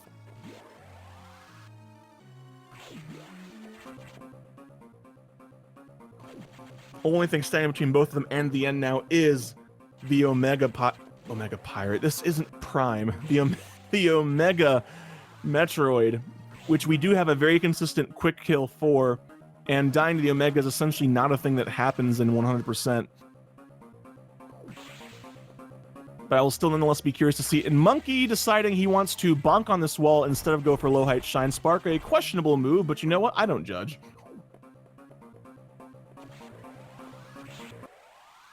And Monkey, in fact, first to make it to the Omega. Here comes a big boy. Give us a high 2. Ow. Unfortunately, neither of them getting that low height. But just to give you an idea of how much time difference that Sax fight made, look at how close they are now. I can't... My god. And let's check a look at Monkey's numbers. 250-74. Monkey does have 100%, and he's going for the diagonal strat, and he gets it. Time is coming up when Monkey loses control the moment Samus faces the screen, and Destructor also with the 250-74. Both of them having 100% and going for the faster vertical strat, not quite getting it. And that is time for Monkey, our winner here today, with an official SRL time of 141.45. And Destructor also done here with an official SRL time of 142.01. 16 seconds. A 16-second gap in a race that was exchanging the lead for well over half the race.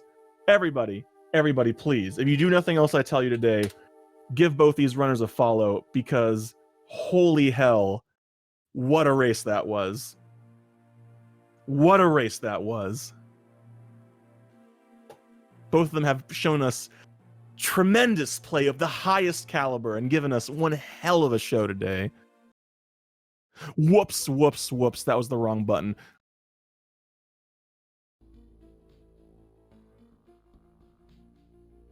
So Destructor, unfortunately, will not be joining us in chat. Will not be joining us for a post-race interview. Understandable. Destructor, I hope you can hear me. GG's to you, man. You did great. You did. You put off some amazing tricks, and you really did show us today why you are one of the absolute best. Don't let it get you down, man. I look forward to seeing what you got for us next time. All right. Let's see if we can get Monkey in here. All right. Monkey is taking a bathroom break, after which he will come in here and have some words with us. Yeah. In the meantime, it gives me a little bit of chance to get you all caught up a bit on what this means. This means that, unfortunately, Destructor will be going home, proverbially. He's already home, I'd imagine. And this means that Monkey moves on into Losers Round 5, where he will face off against whoever wins Paulsmore versus We Don't Know Yet. The schedule has gotten a little bit wacky. That's just kind of how it's worked out. And unfortunately, we do not have any other races scheduled at the moment. We appreciate any and all your patience while we get those worked out. But you know what you don't need patience for? Monkey. Hey, Monkey, GG. Thank you. Oh, so that was not how I was expecting this morning to go. Yeah, that's a pretty good way of putting it, I'd say. I'm not saying that if I lose my voice later, I'm 300% blaming your sax fight, but I'm completely blaming your sax fight. I completely thought that I threw it away after that. I was so pissed, but I don't know. Apparently, I had a margin of error. I was fine. Oh, yeah, it was a single second gap for pretty much the first half of the game. Yeah, and I was looking at like the splits, because I was comparing using live split, and I think, yeah, from Speed Booster to Varia, we were no more than like 2 seconds apart. Yeah, it was ridiculous. And yeah, and then the usual nonsense, Boss Gauntlet and onward, just little things added up, and then by the time y'all were heading into cleanup, it was a gap of about 20 to 30 seconds. Yeah. And ended up being enough of a gap to buffer you when Sax decided to do what Sax just sometimes does. Yeah, that was not a pretty endgame. Whatever works.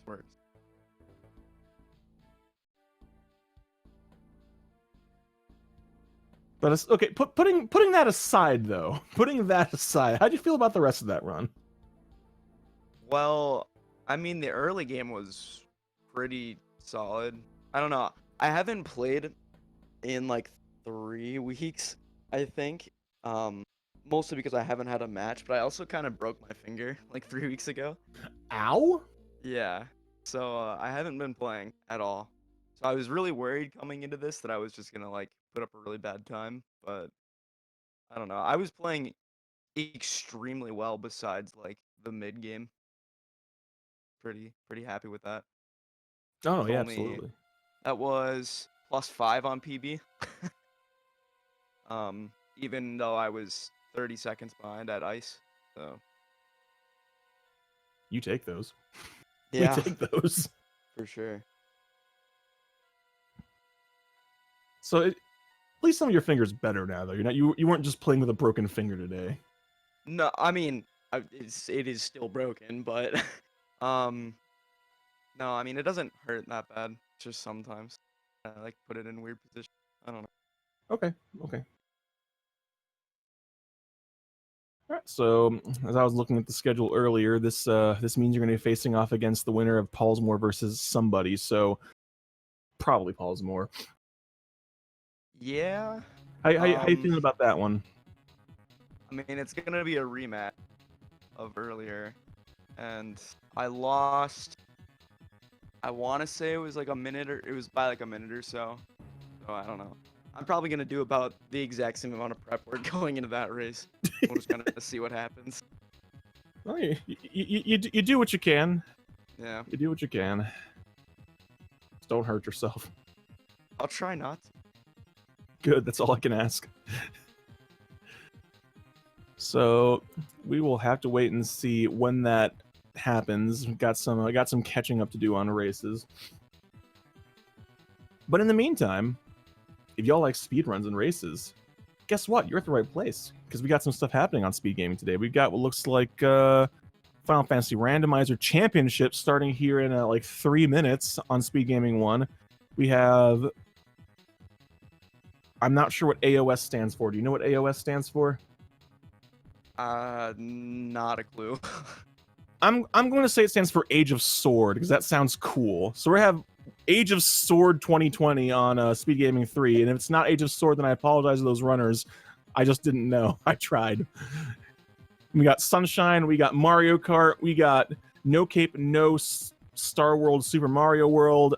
We got all sorts of stuff. We also got Kirby later on, so make sure to click the schedule. Aria of Sorrow. Oh my gosh.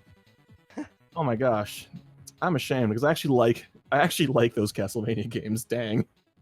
Well, I'm gonna make sure to go sit in the corner and cry to myself a little bit after this one for that. But if you want to know more about what's going on and don't want to have to deal with me not remembering what abbreviations are, you can click the schedule directly below the stream and see for yourself. Otherwise, I'm out of things to say, which is rare, but that's just how it be. What about you, Monkey? Got anything else? Not really. Just want to say thanks for watching. Thanks for commentating, Crunchy, and yeah, GG's to Destructor. Yeah, for sure. Once again, GG's to Monkey, GG's to you, and GG's to Destructor. He put up a great fight. It's just this was a bit of an odd race, a great race, but an odd race, and I don't think he's very happy with how he played. But I mean, shoot, if my bad runs were as good as his bad runs, then I would have no complaints. But thank you once again for watching, everybody. This has been Metroid Fusion 100%. Stay tuned for more in the coming days, I hope. I've been Crunchy Lex, and have yourselves a wonderful weekend.